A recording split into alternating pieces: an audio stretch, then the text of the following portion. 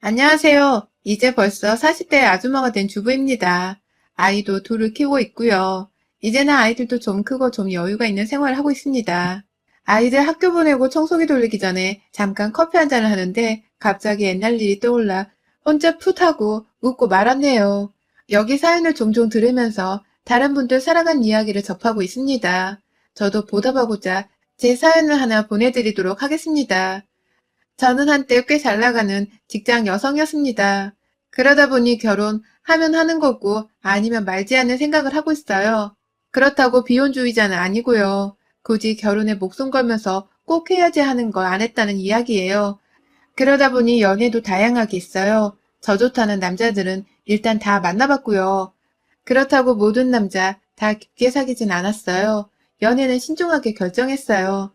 그런데 어느 날 회사 부하 직원이 집요하게 저에게 구애를 하는 거였어요.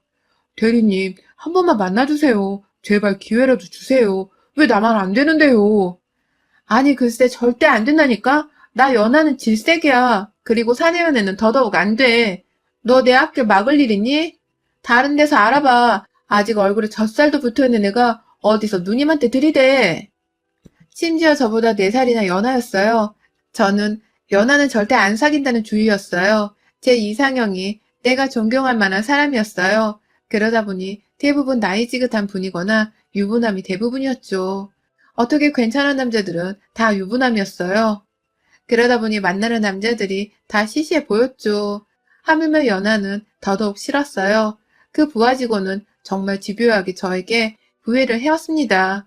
그때마다 전 콧방귀를 뀌며 거들떠 보지도 않았죠. 그런데 제가 사고를 치고 말았어요. 오래간만에 괜찮은 남자와 연애를 했는데 글쎄 알고 보니 유부남이었어요. 정말 배신감이 컸어요. 그날도 후배는 저에게 보자마자 또 들이댔어요. 그래, 누나가 오늘 기분도 안 좋은데 술이나 한잔 사라. 그날 술을 먹으면 안 되는 거였어요. 후배와 술을 먹으며 제 연애사를 주저리주저리 이야기를 했나 봐요. 기분이 너무 안 좋아서 술을 막 먹었더니 엄청나게 취한 거죠. 다음날 일어나서 생각해보니 창피해서 얼굴을 들고 다닐 수가 없는 거예요. 후배가 동네방네 소문이라도 내면 어떡하지 하고 걱정을 하면서 회사로 달려갔어요. 대리님, 숙취 음료예요. 어제 많이 드셨죠? 집 앞까지 택시 태워드렸는데 집에는 잘 들어가셨죠? 다행히 후배는 입이 무거웠습니다. 그날 저녁 일로 저를 곤란하게 하지도 않았고요. 나이 어린 친구치고는 괜찮은 애다라고 생각했어요. 후배는 그 뒤로도 볼 때마다 저에게 데이트 신청을 해왔어요. 그래, 내가 졌다. 내가 실수한 것도 있고 하니 이번에 내가 술 삼아. 이번에 너무 많이 안 마실 거야. 자꾸 술 권하지 마. 그렇게 후배와 데이트를 하게 되었어요. 후배는 꽤 자상했어요. 하나에서 열까지 저를 잘 챙겨주었죠. 항상 연애하면서 제가 주로 챙겼었는데 이렇게 챙겨주는 남자를 만나니 이것도 나쁘지 않다고 생각이 들었어요. 대리님, 저 하나 부탁할게요. 우리 집에서 식사 한 번만 해주세요. 엄마가 자꾸 여자 만나는 것 같은데 집에 안 데려온다고 성화세요. 딱 한 번만 우리 집에서 식사 한 번을 해주세요. 그래도 마음속에 괜찮은 사람이라고 생각을 하고 있어서 집안 식구들도 궁금하긴 했어요. 만약에 모르니 알고 있어도 나쁠 건 없다 생각했죠. 그렇게 약속을 잡고 후배의 집에 저녁 식사를 하러 갔어요. 그래요. 우리의 여자친구라고? 세상에, 대학 때 데려오고 처음이네요. 여자도 안 만나고 해서 걱정했는데 다행이에요. 부담 가지지 말고 앉으세요. 후배 어머니는 차분한 말투에 서글서글한 인상이셨어요. TV에 나오는 사악한 시어머니 스타일은 아닌 것 같더라고요. 그런데 식사를 하려는데 다들 우물쭈물 하는 거였어요. 저는 손님이라 먹으라고 해야 먹을 텐데 누구 하나 식사를 하지 않고 계속 시계만 쳐다보는 거였어요. 마침 그때 문이 열리면서 한 분이 들어왔어요. 동생 여자친구가 왔다고? 그래, 식사하려 했나? 어서 먹어요. 왜들 이래 손님 모셔놓고 아직까지 나 기다린 거야? 여장부 같은 스타일의 후배 누님이 들어오셨어요. 누님이 허락하자 그제야 먹기 시작했습니다. 어서 드세요. 아이고, 찌개랑 좀 식었네. 다시 데워올까? 아니에요, 어머니. 괜찮습니다. 어서 드세요. 저는 희한한 집이다 생각했어요. 보통 아버지가 무서운 분들은 많이 봤는데 다들 누나 눈치만 보더군요. 너희 집 좀 이상하다. 저는 식사를 마치고 나와서 후배와 맥주 한잔을 하면서 물어봤어요. 아버지가 일찍 돌아가시고 누나가 우리 생계를 책임져봤어. 동대문에서 옷가게를 해. 그러다 보니 성격도 괄괄하고 나랑은 나이 차이도 좀 나서 나를 업어 키우다시피 해서 어려울 수밖에 없어. 듣고 보니 그도 그럴 것 같더군요. 어린 나이에 가장이 되어 집을 먹여 살렸으니 가장 노릇을 하는 거죠. 저는 별로 대수롭지 않게 생각했어요. 어차피 이 후배랑 결혼할 마음이 없었거든요. 그래도 항상 지극정성으로 저에게 대하는 후배가 싫지 않았어요. 그러다 보니 자주 만나게 되더군요. 자주 만나게 되니 남녀 사이에 문제가 발생할 수밖에 없었죠. 아, 어떡하니? 나 임신했다? 네? 정말요? 어떡해요. 미안해요. 야, 그날 술 먹고 네가 에휴, 내가 너한테 뭐라고 하니? 내가 잘못한 거지. 머리가 아팠어요. 생전 이런 실수를 한 적이 없는데 얘랑만 있으면 내가 마음이 풀어져 버려서 큰 실수를 해버렸어요. 대리님, 우리 결혼해요. 우리 아기 낳고 같이 살아요. 예, 결혼이 누구의 이름이니? 갑자기 결혼 이야기를 하고 있어. 잠깐만, 나 지금 머리가 너무 아프다. 한동안은 정말 아무 생각이 안 났습니다. 내가 이런 실수를 하다니. 나 자신에게 실망스러웠습니다. 그런데 어느 날 전화 한 통을 받았어요. 후배의 어머니셨어요. 직접 회사까지 찾아오셔서 어쩔 수 없이 만나야 했습니다. 그래요. 내가 아들한테 이야기 들었어요. 축하해요. 남들은 아기 가지는데도 엄청나게 힘들게 가지는데 이렇게 아기가 생겼으니 얼마나 축복이에요. 설마 아이 지우려던 건 아니죠? 우리 아들 순하고 괜찮아요. 누나 등살에 좀 기죽어서 지냈지만 그래도 어디 가서 미움받을 사람은 아니잖아요. 우리가 많이는 못해줘도 아파트 전세 정도는 해줄 수 있어요. 어떻게 우리 아들하고 결혼을 해주면 안 되겠어요? 후배 어머니의 간곡한 부탁에 차마 그 자리에서 거절은 못하고 잠시 시간을 달라고 하고 헤어졌어요. 우리 엄마 만났다고요? 내가 말렸는데 끝까지 고집을 부리셔서. 너 분명히 하자. 나 사랑하니? 내가 그렇게 좋아? 그래, 너 나 따라다닌 지 벌써 1년 넘었으니 그거는 넘어가고. 나 먹여 살릴 자신 있어? 나 아기 낳고 직접 못 다닐 수도 있어. 네가 가족을 부양할 자신 있어? 어떻게든 해야죠. 자신 있어요. 무슨 일이든 해서 먹여 살려야죠. 나 아르바이트도 열심히 했어요. 그리고 회사에서 나름 인정도 받고 있으니 이 회사에서 어느 정도 다닐 수도 있을 거고요. 대리님한테 벌라고 안 할게요. 이건 내가 확실하게 할게. 바람은 절대 안 돼. 알았지? 피는 순간 우린 끝이야. 네, 평생 모시고 살게요. 우리는 그렇게 결혼하게 되었습니다. 사실 저도 나이가 점점 들고 어디 가서 저렇게 나 좋다고 하는 사람 만나기 쉽지도 않고 거기다가 전셋집까지 마련해준다는데 아이를 지우느니 차라리 결혼을 하는 게 훨씬 나은 선택이라고 생각했습니다. 그런데 이때부터 저의 불행이 시작이었습니다. 매사에 조용조용 하시던 시어머니 대신에 시누이가 결혼에 적극적으로 관여를 하더라고요. 왜 내 집이니? 내가 가꾸고 가구도 내 취향에 맞춰서 하고 싶잖아요. 실내 장식? 내가 아는 후배한테 맡겼어. 그리고 실내 장식 하면서 가구도 함께 맞췄으니까 그렇게 알라고. 내가 다 내라고 안 할 테니까 실내 장식 비용 일부만 지급해. 시누이는 아예 결정을 해서 통보를 했어요. 저는 남편을 사정없이 째려봤지만 시어머니도 남편도 찍소리도 못했어요. 하물며 드레스를 고르는데도 나타나셨어요. 자, 이거 중에 골라봐. 요즘 추세야. 나 동대문이지만 패션의 메카야. 요즘 드레스 추세 다 알고 있다고. 몸매를 보니 이게 더 잘 어울릴 것 같은데? 정말 기가 막혔습니다. 매사에 이런 식이었어요. 결정해서 통보. 그런데 아무도 말을 안 하는 거예요. 그렇다고 내가 나서서 싫다고 하면 처음부터 찍힐까봐 정말 싫다는 말이 목 아래까지 나오다 말았어요. 저의 스트레스를 남편이 다 감내해야 했지요. 더 대형 사건은 그 뒤로 벌어졌어요. 어느 날 가게로 남편과 저를 부르시더군요. 이거는 내가 동생한테 주는 거야. 사양하지 말고 받아요. 내가 업어 키운 애인데 벌써 장가를 가다니 내 마음이 찡해. 그러면서 신혼여행 자금이라며 300만 원을 주셨어요. 저야 나쁘지 않았어요. 전셋집도 마련해주고 실내 장식도 거의 해주고 신혼여행 자금까지 주니 제 비자금만 더 생기는 거죠. 살면서 혹시 모르잖아요. 그래서 저는 준비했던 결혼 자금을 비상금으로 해놓으려 했지요. 드디어 결혼식을 하고 신혼여행을 가려고 공항으로 갔어요. 임신 초기라 멀리 못 가고 가까운 동남아 리조트에서 묵기로 했습니다. 빨리빨리 와, 비행기 늦겠다. 글쎄 공항에 신우이가 나와 있는 거였어요. 저는 정말 이거는 아니다 싶더라고요. 신혼여행을 따라오는 신우이가 어디 있어요. 정말 드라마에서나 나오는 일이 저에게 벌어진 거예요. 그래, 잘들 쉬라고. 나도 이참에 며칠 휴가 내서 놀러 온 거니까 내 걱정 말고 둘이 알아서 놀아요. 나는 나대로 놀 테니까. 리조트에 도착하자마자 신우이는 유유히 사라졌어요. 아니, 어떻게 신혼여행을 따라올 수가 있어? 그리고 왜 나한테 말 안 했어? 정말 이럴 거야? 저는 그동안 쌓인 화를 신혼 첫날 밤에 퍼부었어요. 아니, 누나가 그냥 비행기만 같이 타고 간다고 했어. 난 같은 리조트인 줄 몰랐지. 우리한테 아무 부담 안 줄 거다라고 했어. 아까 그러셨잖아. 알아서 쉬라고. 그냥 우리 누나 봐도 모른 체 하고 지내면 돼.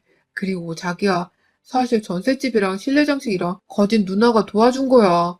우리 누나한테 잘해야 해. 내가 무리한 부탁하는 거 아니잖아, 응? 정말 산 넘어 산이었습니다. 거의 결혼 자금의 신호가 된 거였으니까요. 그러니 저렇게 당당할 수밖에요.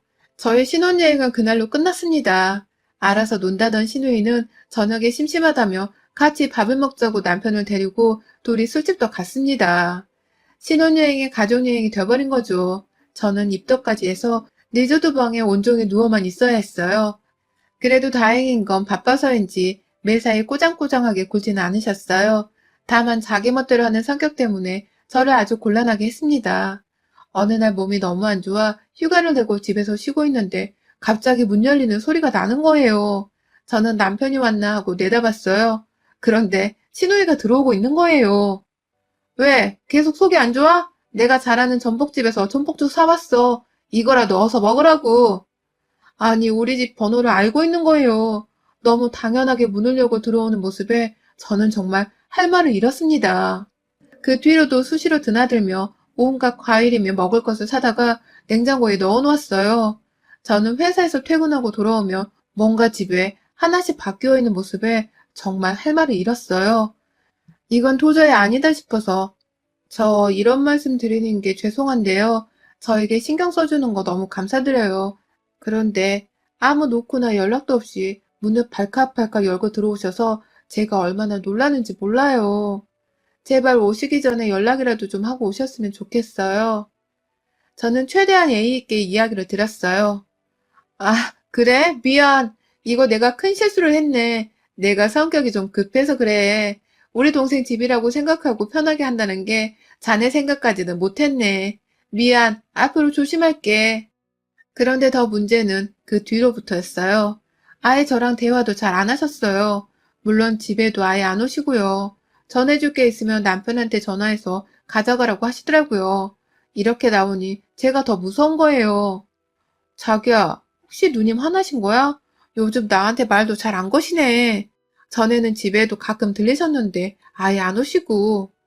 아니야, 누나가 주변에 물어봤는데 신혼집에 막 찾아가는 거 큰 실례라고 들었대. 그래서 자기가 잘못했다고 오히려 나한테 당신 잘해달라고 하더라고. 우리 누나 그렇게 속 좁은 사람 아니야. 그 뒤로는 정말 별탈 없이 아이를 낳고 살 수가 있었습니다.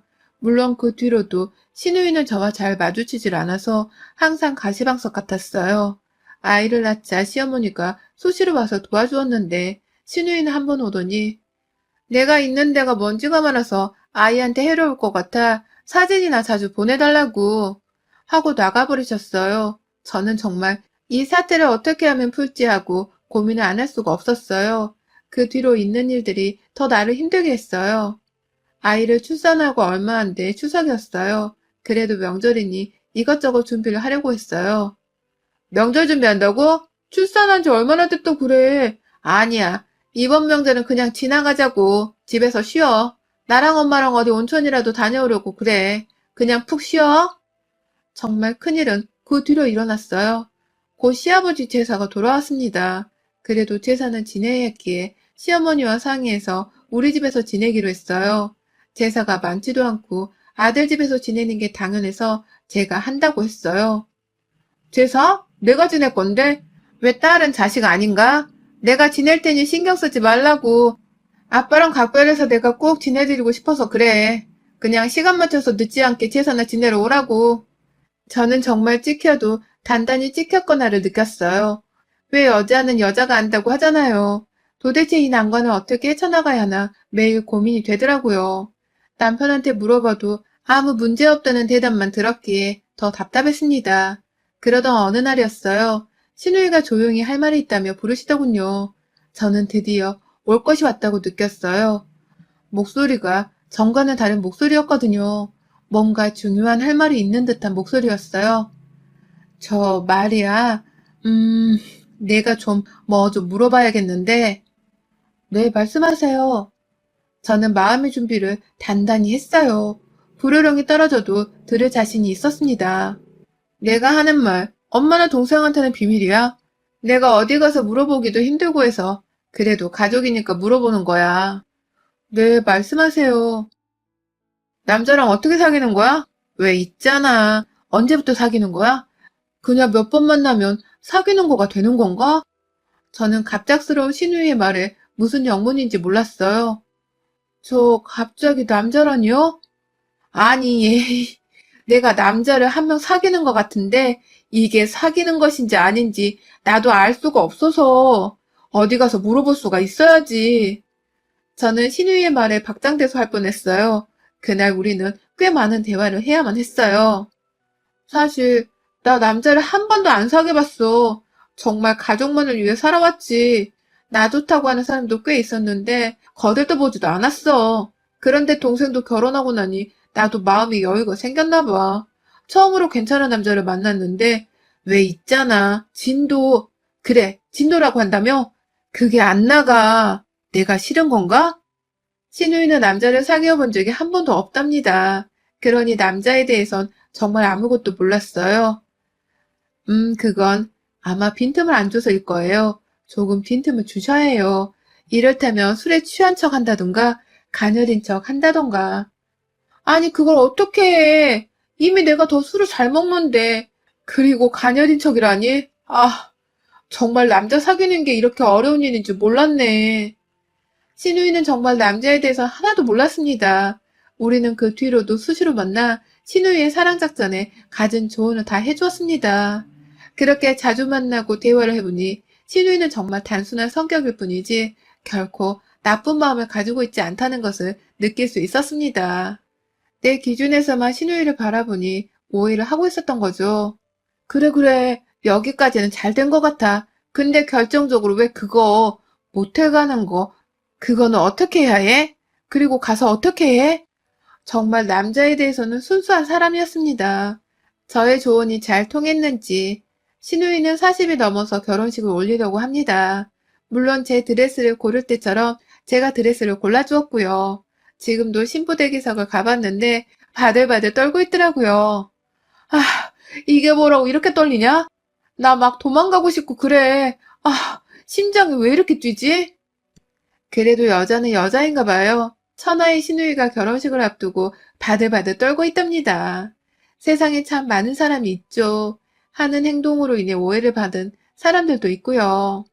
그래도 대화가 제일 중요한 것 같아요. 저는 신우이와 대화를 하면서 사실대로 신우이에게 이야기했어요. 다들 어려워한다고. 신우이는 모르고 한 행동이었어요. 다들 지레짐작으로 그 사람을 판단한 거죠. 우리 집은 예전보다 훨씬 부드러워졌답니다. 혹시 신우이랑 사이가 안 좋으신가요? 대화를 한번 해보세요. 혹시 알아요? 절친이 될 수도 있답니다. 여러분의 생각은 댓글로 남겨주세요. 오늘도 시청해주셔서 정말 감사합니다.